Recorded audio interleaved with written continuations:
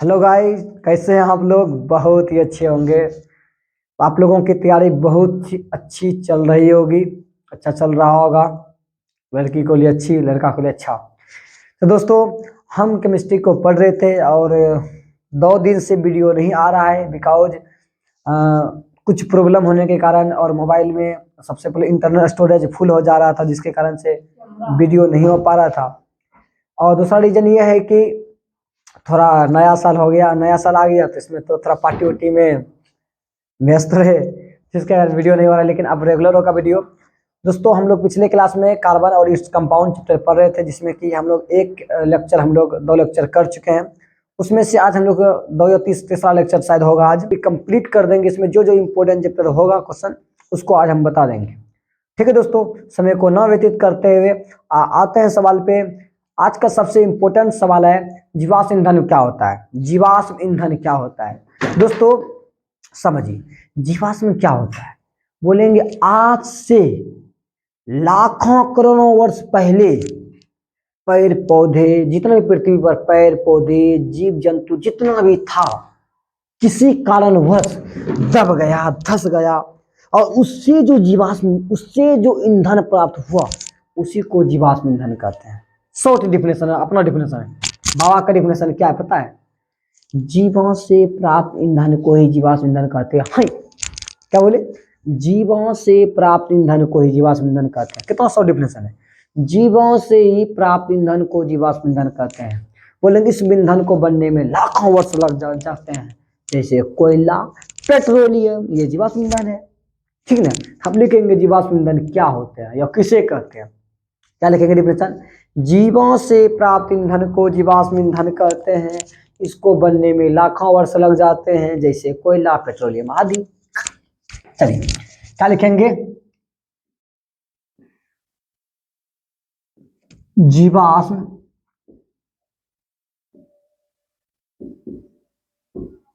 ईंधन किसे कहते हैं? क्या लिखेंगे डिफिनेशन में? जीवों से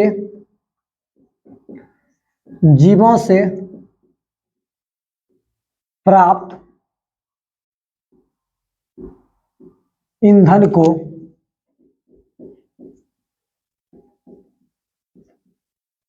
जीवों से प्राप्त ईंधन को ओहो, और सही है लिखे थे दोस्तों। जीवों से प्राप्त ईंधन को जीवाश्म ईंधन कहते हैं। कितना शॉर्ट डिफिनेशन है। जीवाश्म ईंधन कहते हैं। एरो देख लिख देंगे। इसको बनने में लाखों वर्ष लग जाते हैं। लाखों वर्ष लग जाते हैं। इसको बनने में लाखों वर्ष लग जाते हैं, जैसे कोयला, पेट्रोलियम आदि। अभी हम जीवाश्म ईंधन लिख चुके हैं और समझा भी दिए। अब समझते हैं कि हाइड्रोकार्बन क्या होता है। देखिए, हाइड्रोकार्बन क्वेश्चन ही आंसर है। हाइड्रोकार्बन, हाइड्रो मतलब होता है हाइड्रोजन, और कार्बन का मतलब होता है कार्बन। उसका मतलब वैसा यौगिक जिसमें हाइड्रोजन और कार्बन दोनों उपस्थित हो, उसे हाइड्रोकार्बन कहते हैं। और दूसरा डिफिनेशन, हाइड्रोजन और कार्बन के संयोग से बने यौगिक को हाइड्रोकार्बन कहते हैं। तो क्या लिखेंगे? तो हाइड्रोजन और कार्बन के संयोग से बने यौगिक को हाइड्रोकार्बन कहते हैं। मतलब वैसा यौगिक जिसमें नानो होगा उसको हाइड्रोकार्बन नहीं बोलना, इसमें नौनी होगी हाइड्रोकार्बन नहीं बोलना। हाइड्रोकार्बन तब बोलेंगे जब हाइड्रोजन और कार्बन दोनों उपस्थित होगा, उसको हाइड्रोकार्बन कहना। हाइड्रोकार्बन दो प्रकार का होता है। एक होता है संतृप्त हाइड्रोकार्बन, एक होता है असंतृप्त हाइड्रोकार्बन। कार्बन कार्बन के बीच सिंगल बॉन्ड उपस्थित हो, उसे असंतृप्त हाइड्रोकार्बन कहते हैं। और वैसा हाइड्रोकार्बन जिसमें कार्बन कार्बन के बीच डबल बॉन्ड या ट्रिपल बॉन्ड उपस्थित हो, उसे संतृप्त हाइड्रोकार्बन कहते हैं। और जिसका हाइड्रोजन, क्या लिखेंगे, हाइड्रोजन और कार्बन के संयोग से बने यौगिक को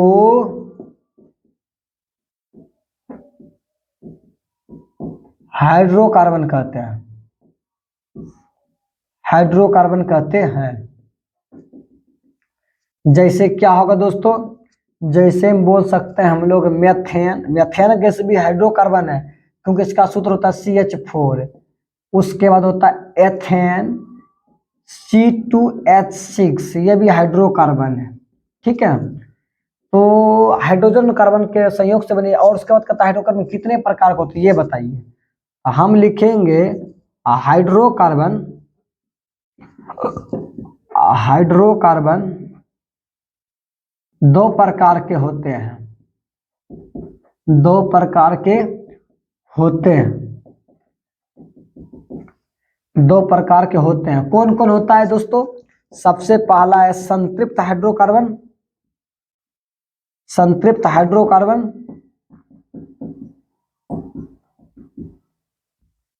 saturated, saturated hydrocarbon, saturated hydrocarbon.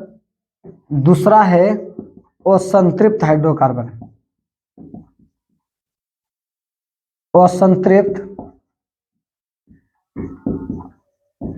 Hydrocarbon, unsaturated hydrocarbon,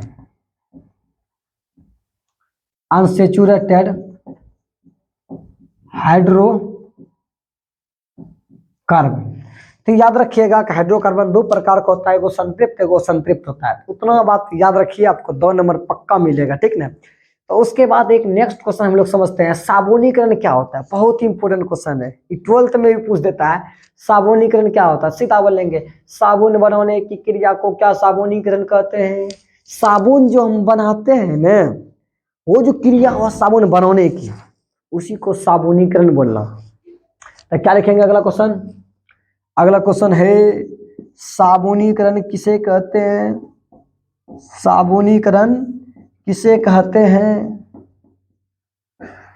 तो लिखेंगे हम डिफिनेशन में, साबुन बनाने की क्रिया को साबुनीकरण कहते हैं, साबुन बनाने की क्रिया को साबुनीकरण कहते हैं।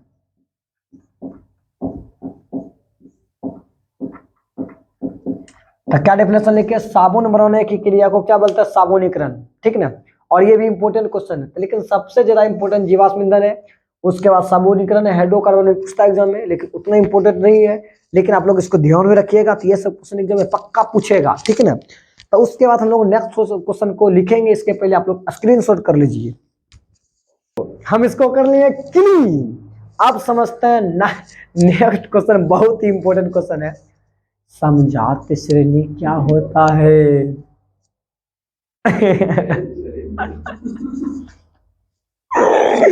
क्वेश्चन क्या है दोस्तों, समजात श्रेणी क्या होता है। समजात श्रेणी, समजात श्रेणी किसे कहते हैं।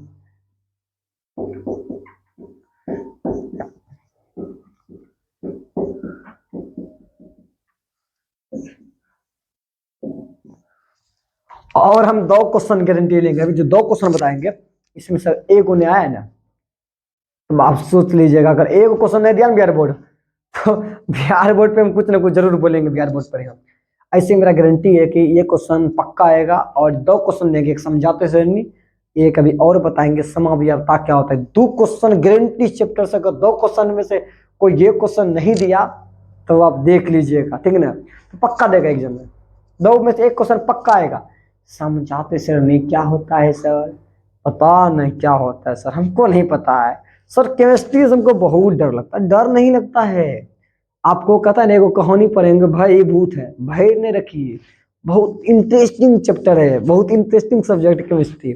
देखिए वैसा श्रेणी जिसमें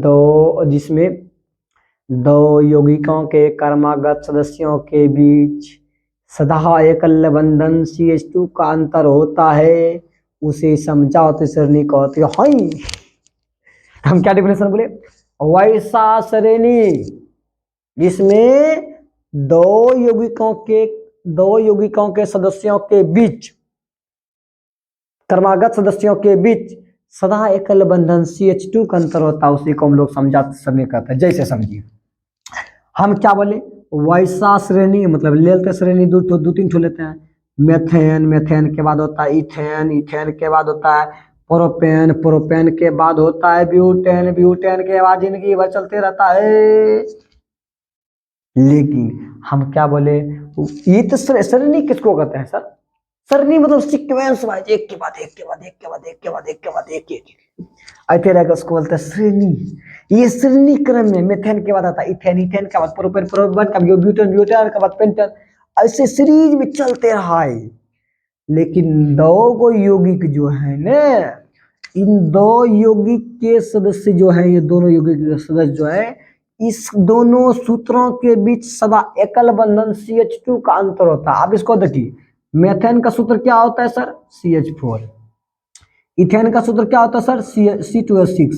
अब इन दोनों को घटाइए, दो कार्बन में से एक कार्बन गया, एगो कार्बन, 6 गो हाइड्रोजन में से 4 गो गया, 2 गो हाइड्रोजन। इसका मतलब आपको नहीं लगा कि इसमें CH2 का अंतर दिख रहा है। इसको घटाइए ना सर, C3H 3 दूनी 6 2 8, फिर C4H10। अब इसको भी घटाइए सर, 4 गो में से 3 गो कार्बन गया सर, एगो कार्बन, 8 गो में से 10 गो में 8 गो गया सर, 2 गो। इसके बीच भी CH2 का अंतर है। अब इसको भी घटाइए ना सर, वही होगा, 3 गो में से 2 गो कार्बन गया, एगो कार्बन, 8 गो में से 6 गो गया, 2 कार्बन। इसका मतलब है कि वैसा श्रेणी जिसमें क्रमागत 2 यौगिकों के बीच सदा एकल बंधन CH2 का अंतर होता है उसी को हम लोग क्या कहते हैं, समझौते श्रेणी कहते हैं। समझ में आया? दो यौगिक के बीच कम से कम दो यौगिक के बीच सदा एकल बंधन CH2 का अंतर होना चाहिए। देखिए सबके बीच CH2 का अंतर तुमको दिख रहा, ये समझौते श्रेणी है सर। इसको मिटाते हैं, चलिए लिखते हैं, वे श्रेणी जिसमें तो क्रमागत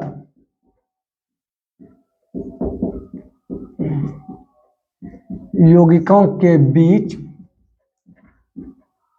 सदा CH2 का अंतर होता है, सदा CH2 का अंतर होता है, उसे समझौते श्रेणी कहते हैं। समझौतीय श्रेणी कहते हैं।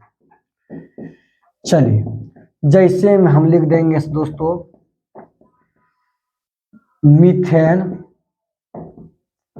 मेथेन सबसे चलिए लिखें मेथेन, आइए यहां लिख देते हैं इथेन।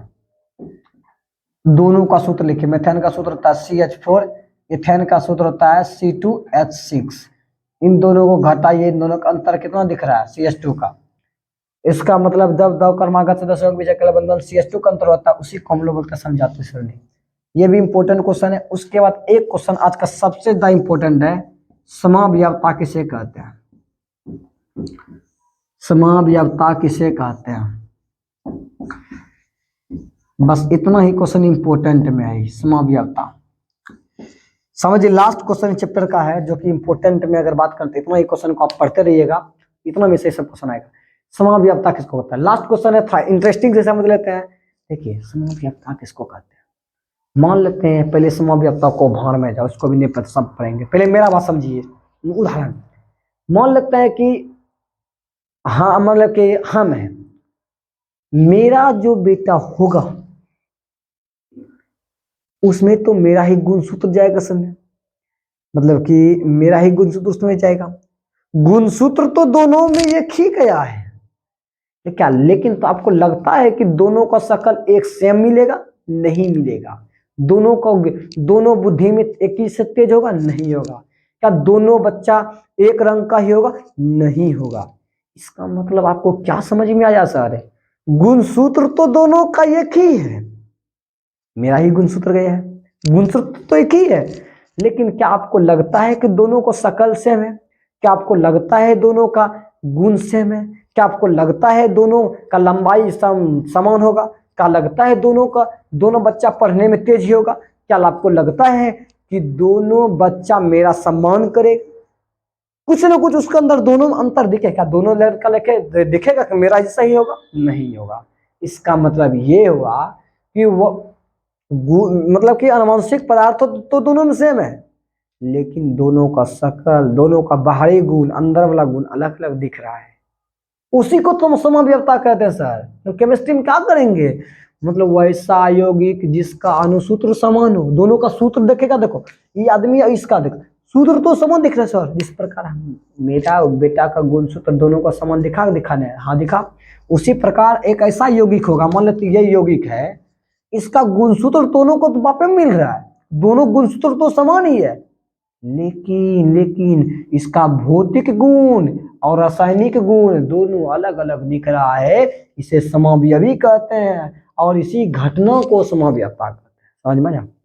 वैसा यौगिक जिसका अणुसूत्र समान हो, लेकिन उसका भौतिक गुण और रासायनिक गुण अलग अलग हो, उसे समावयवता कहते हैं। इंग्लिश में डिफिनेशन बोलते हैं, those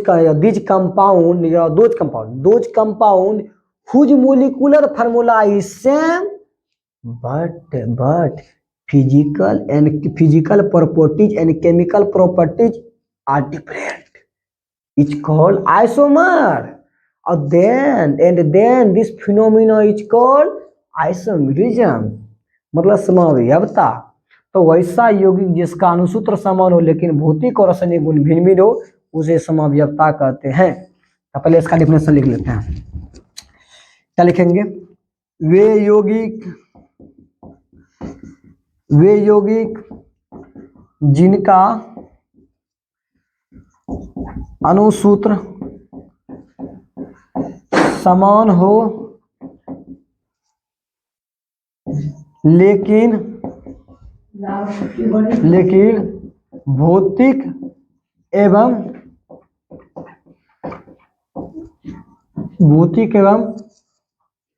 रासायनिक गुण भिन्न भिन्न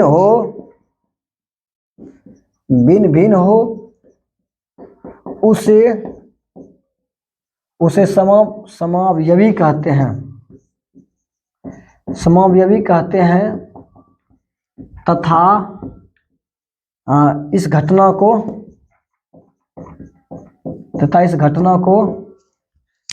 समव्यवता कहते हैं। इस घटना को समव्यवता कहते हैं। जैसे ब्यूटेन के 2 समव्यवी होंगे, 2 समव्यवी होंगे। कौन कौन? Isobutane, normal butane. सॉरी, पहले आइसो लिख दिए, पहले नॉर्मल लिख लीजिए। नॉर्मल ब्यूटेन और आइसोब्यूटेन, उसका स्ट्रक्चर भी बना लीजिए। नॉर्मल ब्यूटेन कैसा होगा?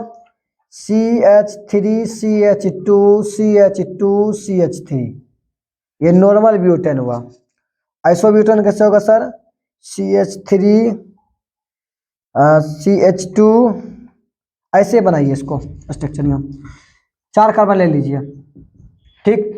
लेकिन 4 कार्बन में से एक कार्बन जो लेंगे दोस्तों, बीच वाला हम लेंगे। अब देखिए 3 हाइड्रोजन ले लीजिए, एक एक एक एक एक एक, यहाँ 1 2 3 हो गया, एक यहाँ 4 एक एक एक, इसको ये मेरा हो गया आइसोब्यूटान, समझ लीजिए, समझते हैं। आप क्या बोले, अणुसूत्र दोनों समान, दोनों में 4 कार्बन, इसमें भी 1 2 3 4 को कार्बन, इसमें भी 3 2 5 2 7 3 10 हाइड्रोजन, इसमें भी देखिए 1 2 3 4 5 6 7 8 9 10, मतलब दोनों का सूत्र आपको नहीं लग रहा है समान है, लेकिन दोनों का अलग अलग गुण है। देखिए यहाँ पे 4 गो हाइड्रोजन दिख रहा है, देखिए यहाँ पे एक समान रेखा में जा रहा है, इसको बोलेंगे नॉर्मल ब्यूटेन। अब इसमें देखिए 3 गो तो साथ गया, एगो बीचे में लटक गया, लटकू, इसका मतलब 3 गो सीधा गया, एक लटक गया, इसका स्ट्रक्चर अलग अलग बन गया, इसका गुण, इसका स्ट्रक्चर अलग, इसका स्ट्रक्चर अलग। इसमें देखिए दोनों सूत्र तो समान है लेकिन उसका गुण अलग अलग है ना, यहाँ पे एक साथ 4 कार्बन, इसमें 3 गो कार्बन है। तो वैसा यौगिक जिसके अनुसूत्र समान हो लेकिन भौतिक और रासायनिक गुण भिन्न हो, उसी को हम लोग समव्ययी कहते हैं और इसी घटना को समव्ययता कहते हैं। इस चैप्टर से इतना ही इंपॉर्टेंट क्वेश्चन है और 5वां चैप्टर से उतना इंपॉर्टेंट, हाँ 5वां चैप्टर से भी 2 इंपॉर्टेंट है जो कि हम लोग अभी बताए, अभी ये बता देते हैं। पहले इसको स्क्रीनशॉट कर लीजिए।